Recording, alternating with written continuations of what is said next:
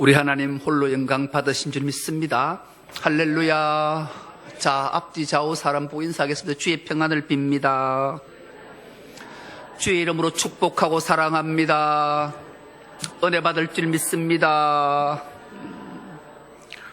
오늘 함께 은혜 받고 있는 말씀이 제목이 거룩한 나라가 오게 하소서, 이런 제목으로 함께 은혜를 나누겠습니다. 교회 역사가 2000년이 넘어섰지요.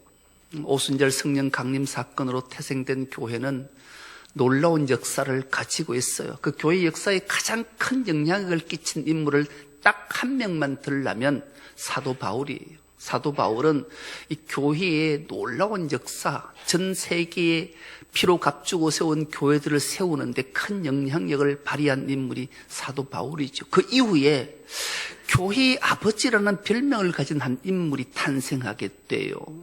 그 인물의 탄생을 보면 이런 인물이었어요. 그는 하나님을 떠났어요. 방탕한 삶을 살았어요. 그럼에도 불구하고 그 어머니는 그 아들을 믿음으로, 사랑으로 양육했기에 그 아들을 포기할 수가 없었어요. 눈물로 기도하죠. 그러던 어느 날 그 아들이 술이 이만큼 취해서 비틀비틀하고 술집에서 나왔는데 벼락 같은 하나님의 음성이 들려요. 성경책을 들고 펴고 읽어라. 성경책을 펴고 읽어라. 그래서 성경책을 찾아서 폈어요. 로마서 13장 14절 13절 14절 말씀이 툭 자기 눈에, 그 술이 취한 그 얼굴에 큰 글자로 보이는 거예요. 낮에와 같이 단정하게 행하라. 방탕하거나 술 취하지 마라. 호색하지 마라. 다투거나 시기하지 마라. 오직 예수 그리스도의 옷으로, 그리스도로 옷 입어라. 벼락 같은 음성을 듣고 그는 회심하게 돼요. 그리고 그 유명한 고백록이라는 책을 쓰게 되죠. 그 인물이 교회 역사상 교회의 아버지라 이름 불리는 성자 성 어거스틴이 탄생하게 되는 거예요. 그 아들이 탄생한 배경은 그 어머니 모리카의 믿음과 사랑의 양육과 끊임없이 눈물의 기도가 교회에 가장 큰 영향력을 끼친 한 인물을 탄생시키게 되는 거죠. 여러분, 어머니의 기도는 결코 헛되지 않는 줄 믿습니다. 혹시 자녀들이 교회를 떠나 있습니까? 눈물로 기도하시면 하나님은 한번 택한 백성을 결코 버리지 않으시고 그를 회심시키시고 하나님의 귀한 일꾼으로 거듭나게 해주실 줄 믿습니다. 그 이후에 이 성 어거스틴은 한 책 한 권을 소개하는데 그 책 제목이 하나님의 도성이라는 책을 쓰게 돼요. 이 하나님의 도성이라는 책을 주제를 딱 한마디로 말하면 예수 그리스도가 중심이 된 교회는 반드시 승리한다, 이런 책. 여러분, 우리 교회, 피로 값주고 세우신 우리 교회가 예수 그리스도가 중심이 되면 반드시 최후 승리를 맛보게 된다라는 거예요. 그러면서 이 책 내용이 방대하지만 딱 하나를 소개한다면 하나님과의 관계가 바로 서게 되면 교회는 승리할 수밖에 없다, 그렇게 말해요. 그러면서 하나님의 도성과 지상의 도성을 구별해요. 우리는 흔히 이렇게 많은 사람들이 생각하고 있지요. 하나님의 도성은 하나님에 의해 움직이는 것이 하나님의 도성이요, 지상의 도성은 사탄이 의해서 움직이는 게 지상의 도성이다, 이렇게 생각하는 경우들이 종종 있어요. 그런데 이 성 어거스틴은 하나님의 말씀인 성경에는 그런 게 어디도 없다. 있다면 하나님의 도성과 지상의 도성을 이렇게 구별할 수 있다. 그 구별은 바로 사랑의 대상이 어디에 있느냐에 따라 구분된다, 이렇게 결론을 내려 맞는 말이에요. 여러분, 하나님의 도성과 지상의 도성의 차이가 뭐라고 생각하십니까? 지상의 도성은 자기 자신을 사랑하고 하나님을 멸시하는 게 지상의 도성이라는 거예요. 뭐라고요? 자기를 사랑하고 하나님을 멸시하는 지상의 도성, 세상의 도성은 그런 거예요. 나를 사랑하는 거예요. 하나님 사랑하지 않는다. 결국 지상의 도성은 멸망할 수밖에 없다. 그러나 하나님의 도성은 나를 멸시하고 하나님을 사랑하는 것, 그런 자들의 모임이니 그들은 이 땅을 살아갈 때 나그네처럼 살아가지만 결국 승리로 귀결된다. 이것이 하나님의 도성이에요. 여러분은 자기를 사랑하고 하나님을 멸시하십니까? 아니면 나를 멸시하고 하나님을 사랑하십니까? 예수님이 자기를 따르는 많은 무리들에게 하신 말씀을 우리는 기억합니다. 누구든지 나를 따라오려거든 자기를 멸시하고 자기를 부인하고 자기에게 맡겨진 십자가를 지고 나를 따를 것이니라 말씀하셨습니다. 하나님의 도성은, 최후의 승리는 나를 멸시하고 하나님을 사랑하는 자인 줄 믿습니다. 그 사랑을 할 때 우리는 최후 승리자가 되는 줄 믿습니다. 이 두 도성의 공통점, 기준이 있다면 바로 사랑이에요. 근데 그 사랑을 어떤 사랑을 할 것인가에 따라서 멸망할 건가, 최후 승리할 건가, 선택은 늘 우리에게 있는 거죠. 오늘 본문 주님이 가르쳐준 기도 세 번째 시간인데요, 예수께서 기도를 마치시자 한 제자가 예수께 나와서 주여, 요한이 제자들에게 기도를 가르쳐 주신 것 같이 우리에게도 기도를 가르쳐 주십시오. 그래서 주님이 너희는 기도할 때 이렇게 하라. 아버지여, 이름이 거룩히 여김을 받으시오며 나라가 임하시오며, 이렇게 기도하라. 여러분, 정말로 파격이고 놀라운 기도잖아요. 하나님이라는 이름 입 밖에 낼 수도 없는데 그 하나님이라는 이름을 기도할 때 아버지, 파테르, 아빠라고 부르고 기도하라니 얼마나 놀랐을까요? 그런데 더 놀라운 것은 그 아버지를, 아빠를 이름을 부르래요. 이름을. 여러분, 우리나라는 유교 습성이 많이 있어서 자기 아버지 함자를 부른다라는 것은 불효하는 느낌들이 있잖아요. 그렇잖아요.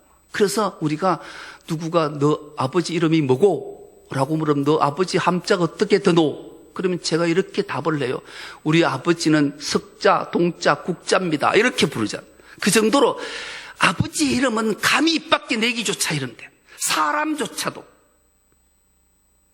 그런데 우리 예수님은 너희가 기도할 때 아버지여 하고 그 이름을 부르라. 엘로힘의 하나님, 로이의 하나님, 라파의 하나님, 샬롬의 하나님, 로이의 하나님, 이렇게 이름을 부르래요.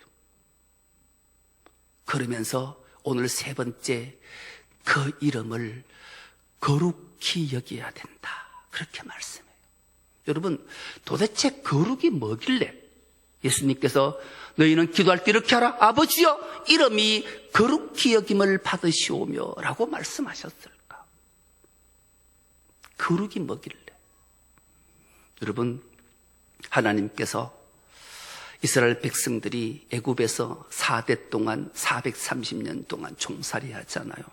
그들의 고통이 너무 극에 달하자 하나님을 향해 기도하고 하나님 그 기도를 들으시고 위대한 지도자 모세를 통해 그들을 구출해 내세요. 애굽에는 10가지 재앙을 내리고 그들에게는 정말로 모든 것 틀 것 하나 다치지 않게 하시고 그들을 건져내시고 홍해를 마른 땅같이 건너게 하시고 10하루길만 가면 조상 아브라함에게 약속했던 젖과 꿀이 흐르는 가나안 땅, 그 길을 향해 출발을 했는데 이스라엘 백성들이 사흘길을 걷자 불평하기 시작해요. 원망하기 시작해요. 왜 이들이 기적이란 기적을 다 경험했는데 원망하고 불평할까? 아, 이들에게는 기준이 없어서 그렇구나. 규범이 없어서 그렇구나. 그래서 하나님은 그들을 발길을 돌려서 신의 강야로 이끌고 신의 강야에 그들을 머물게 하고 모세를 부르시고 하나님의 산 호렙에서 율법, 토라, 기준, 규범, 잣대가 되는 말씀을 그들에게 주셨어요. 규범이 되고 기준이 되고 잣대가 되는 말씀을 받았던 이스라엘 백성은 그랬으면 순종해야 될 텐데 순종하지 않아요. 여러분, 이스라엘 백성들의 그 40년 강야의 여정들을 보면 기가 막히잖아요. 저는 제가 만약에 그 시대에 그 자리에 있었다면 참 가장 위대한 모세보다도 더 위대한 사람이 됐을 것 같아요. 왜요? 저는 기적이란 기적을 다 보여주면, 아니 하나만 보여줘도 평생 목숨 바칠 것 같아요. 낮에는 구름기둥, 밤에는 불기둥, 아침에 일어나면 만나가, 저녁에 메추라기가, 반석에서 물이, 기적이란 옷을 입었는데, 내가 가장 멋있는 옷을 입었는데 이게 40년 동안 떨어지지도 않네. 신발 하나를 신었는데 헤어지지도 않아요. 이런 기적을 다 경험하면, 아니 그 하나님 뭐에 믿지 않고 그 충성하지 않게 불순종하겠냐고. 근데 이스라엘 백성은 그래요. 그 여정을 모세가 무려 39년을 그들을 이끌고 이곳저곳으로 다녀요. 드디어 39년 다 다니고 40년째가 되던 그때에 모세가 도착한 곳이 성경은 어디라고 말하는가? 신강야 가데스에 도착함에 그래요. 신강야 가데스에 도착을 해요. 그때 모세의 누이 미리암이 거기서 생을 다하고 죽어요. 여러분, 모세에게는 3남매가 있잖아요. 형 아론과 미리암과 자기 3남매가 인생을 사는데 강야에서 자기 누이 미리암이 죽었어요. 그 슬픔이 얼마나 클까요? 그런데 이스라엘 백성들은 자기 누이 아니라고, 목이 마르다고 원망과 불평을 쏟아내요. 모세를 대적해요. 왜 우리를 여기 죽게 안 하고 이까지 끌고 와서 이 고생시키냐? 모세가 참 온유한 자예요. 아론과 더불어 장막 밖으로 나와서 하나님 앞에 납작 엎드려 대성통곡하고 기도하는 거예요. 그때 하나님의 영광이 모세와 아론에게 임해요. 모세야, 아론아, 내가 내 영광을 이스라엘 모든 백성에게 보이마. 그러니 너는 일어나 지팡이를 잡고 모든 백성을 네 앞에 모으라. 그리고 저 어마어마한 반석을 향해 외치라. 물을 내라. 말하라. 모세가 지팡이를 잡았어요. 아론과 함께 모든 백성을 자기 앞으로 세웠어요.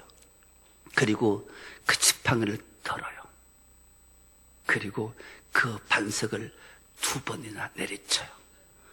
물이 나와라. 물이 터져 나왔어요. 그때 하나님께서 모세에게 이런 말씀을 하십니다. 민수기 20장 12절 말씀인데, 이 말씀 우리가 한 목소리를 합독해 보겠습니다. 시작. 주님께서 모세와 아론에게 말씀하셨다. 너희는 이스라엘 자손이 보는 앞에서 나의 거룩함을 나타낼 만큼 나를 신뢰하지 않았다.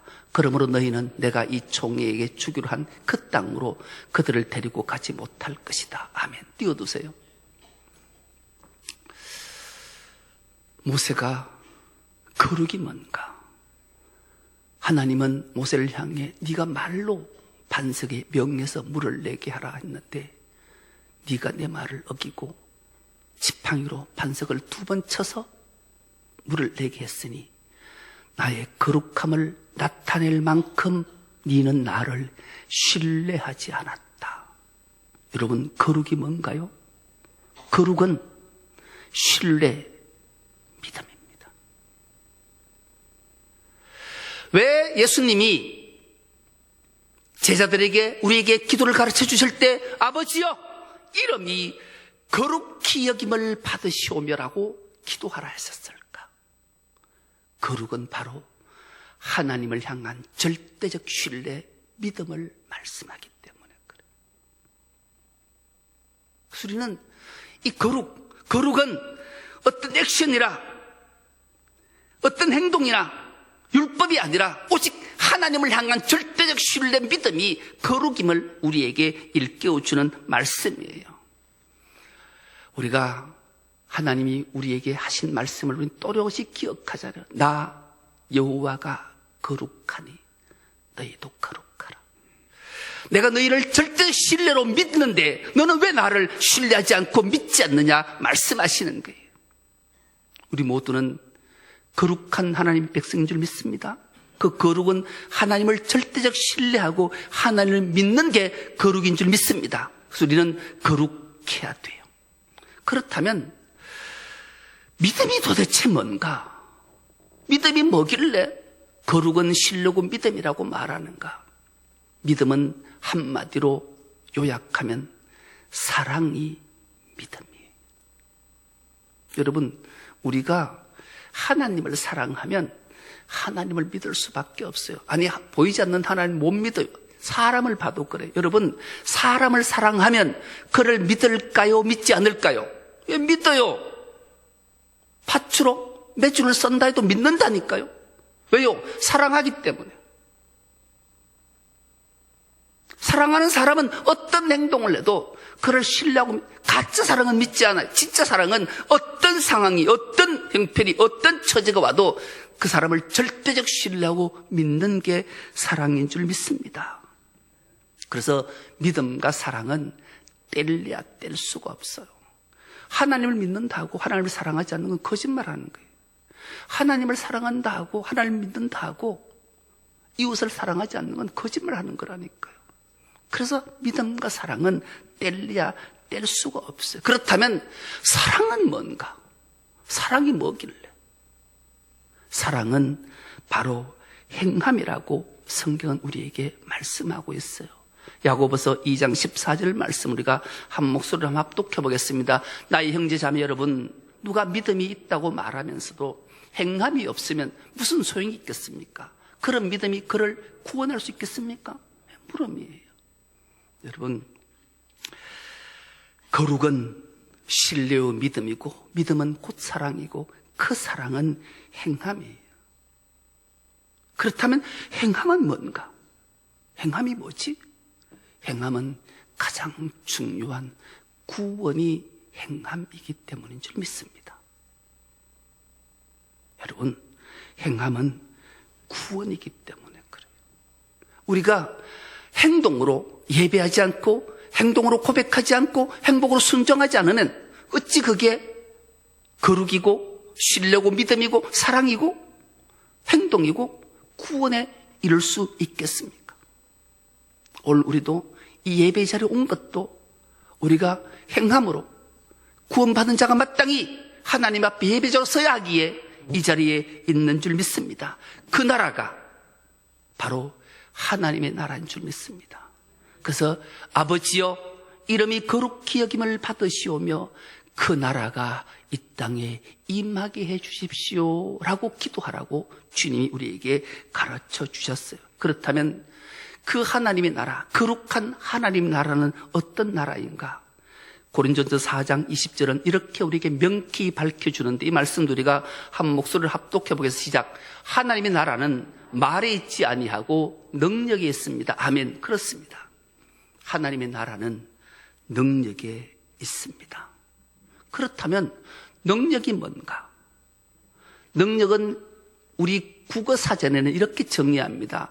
어떤 일이든지 감당해낼 수 있는 힘, 이게 능력이래요. 세상의 능력은, 지상의 능력은 그런 거예요. 어떤 일이든지 자기에게 있으면 다 해낼 수 있는 힘이 있으면 그 능력 있는 사람이에요. 그렇지만 성경은, 하나님은 그 능력을 뭐라고 말씀하고 있는가? 우리의 삶의 변화가 능력이라고 말씀해요. 죄의 유혹을 이기고 성령의 열매, 거룩한 열매들을 맺는 자의 삶이 바로 능력 있는 자라고 말씀하는 거예요. 즉 한마디로 표현하면 실천적 믿음이 능력이라고 우리에게 가르쳐주고 있다는 거죠. 여러분, 삶이 변할까요? 변할까요? 사람은 안 변해요, 안 변해요. 여러분, 사람은 나는 변했어. 그 거짓말 하는 거예요. 사람은 변하지 않아요. 특히 웃는 사람들은 다 경험해봤어요. 자기 남편이 여보 사랑하면 내가 결혼하면 다 해줄게. 개콜. 안 변해. 왜 그렇게 안 변하는지. 변하지 않아. 사람은 변하면 죽는다니까. 죽어야 변하지. 사람은 안 변해요. 그런데 기가 막힌 한 학설을 끄집어낸 사람이 있어요. 아주대 심리학과 교수이면서 인지심리학자인 김경일 교수라는 분이 기가 막힌 지혜로운 인간 생활이라는 책을 썼는데, 이 책에서 아니 이게 궁금증을 다 해소해주는. 여러분, 사람은 변하지 않아요. 왜요? 하나님이 원성 본래의 성격을 가지고 이 땅에 보내기 때문에 그래요.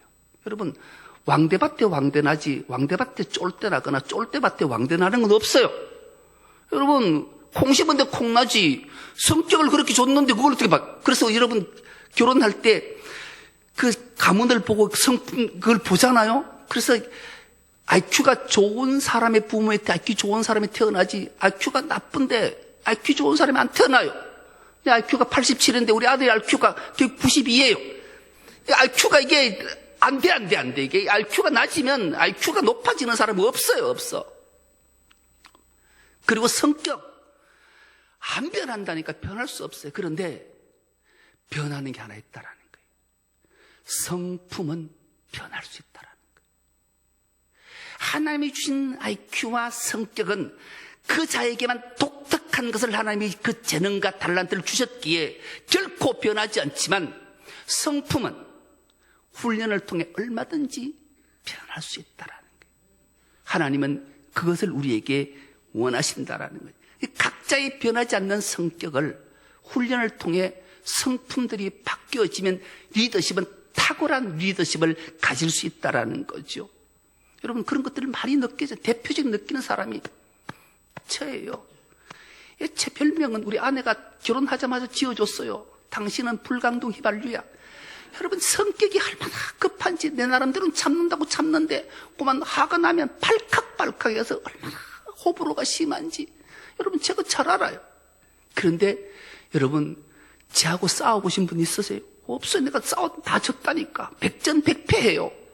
왜요? 목사기 때문에. 속은 바글바글 끓어도 막 얼굴은 다 드러나도 여러분, 이 성품은 바뀌어지는 거예요. 우리 충성로교회가 이 자리에 오게 된 것, 첫 번째도 하나님이 은혜요, 두 번째도 하나님이 은혜지, 세 번째는 제 리더십 결단이에요.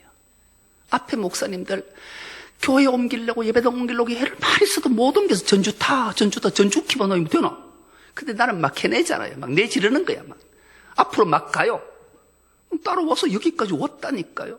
여러분, 그래서 하나님이 그 성격, 변하지 않는 성격이지만 성품, 그건 그 성격을 통해 하나님이 이루시고자 하는 그 뜻이 이루어지기 때문에 그런 거예요.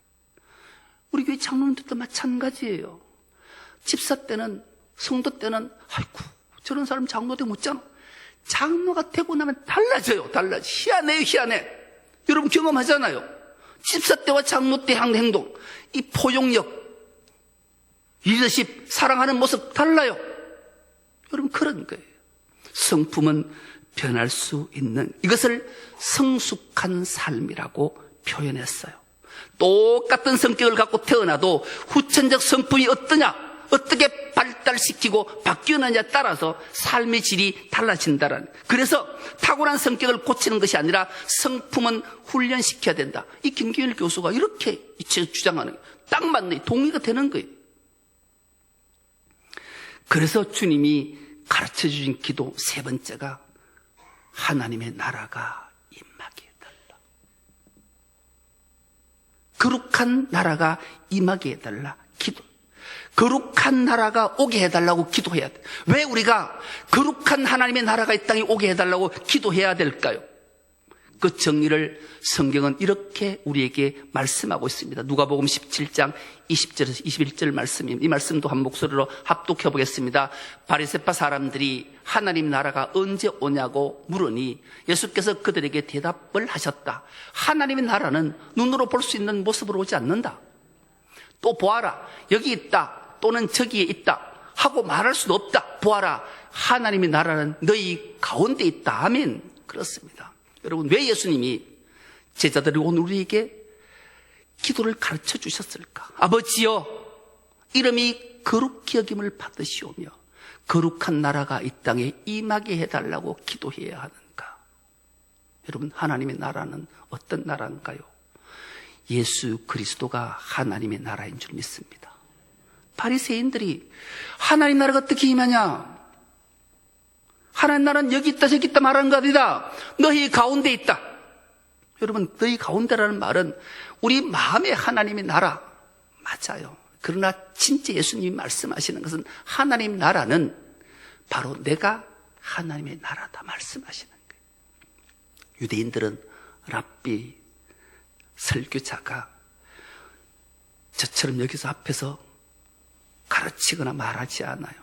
반드시 모든 회중이 무리가 둘러있는 가운데, 정 가운데서 하나님 말씀을 선포하고 가르치는 거예요. 그래서 하나님 나라를 자꾸 바리새인들이 물으니 그 나라가 너희 가운데 있는데 못 알아보냐? 내가 하나님의 나라다. 그렇게 말씀하고 가르치는 거예요. 그 우리가 하나님의 나라가 이 땅에 오게, 거룩한 나라를 오게 해달라는 것은 주님 속에 우리가 주님이 내 안에 있을 때 참된 하나님의 나라를 말씀하시는 거예요. 그래서 우리 안에 계신 주님, 주님의 통치가 세워지는 것이 바로 하나님의 나라라고 우리에게 말씀하시는 거예요. 그 비결이 뭐겠어요? 내가 주인 삼은 모든 것 다 내려놓고 주님만 사랑하는 것. 이게 거룩한 나라가 오게 해달라 가르치신 주님의 기도였던 거예요. 그것이 바로 십자가 사랑입니다. 그것이 바로 십자가 밑에 우리가 모든 것 다 내려놔야 돼요. 그래야 하나님 나라가 이 땅에 임하게 되는 줄 믿습니다.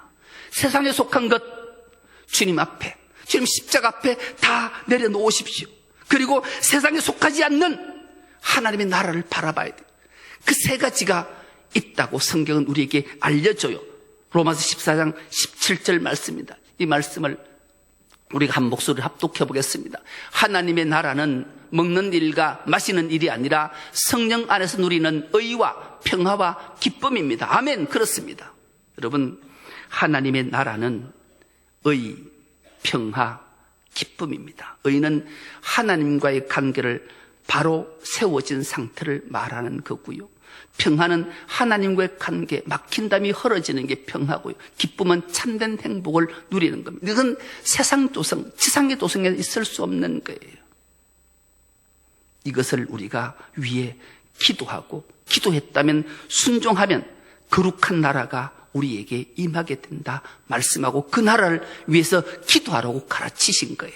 우리 모두가 주님이 가르치신 거룩한 나라 오게 해달라 해서 내 모든 것 내가 주인 삼은 명예, 권력, 사랑 다 내려놓고 오직 주님 십자가 사랑하고 하나님의 의와 평강과 기쁨만을 바라봐서 그 나라가 우리 모두에게 임하고 우리 중순롭게 임해서 전 세계에 펼쳐져서 그 나라가 도래하는 것을 우리 살아서 생전에 목도하는 은혜가 우리 모두에게 있기를 간절히 기도합니다. 하나님 아버지 고맙고 감사합니다. 4월의 마지막 주를 허락하시고 하나님 앞에 예배하게 하시고 거룩한 나라가 오게 해달라 기도를 가르쳐 주셨사오니 그 기도대로 임하는 역사를 우리 살아생전에 목도할 수 있도록 은혜 더하여 주옵소서. 감사드리오며 예수님의 이름으로 기도드리옵나이다. 아멘.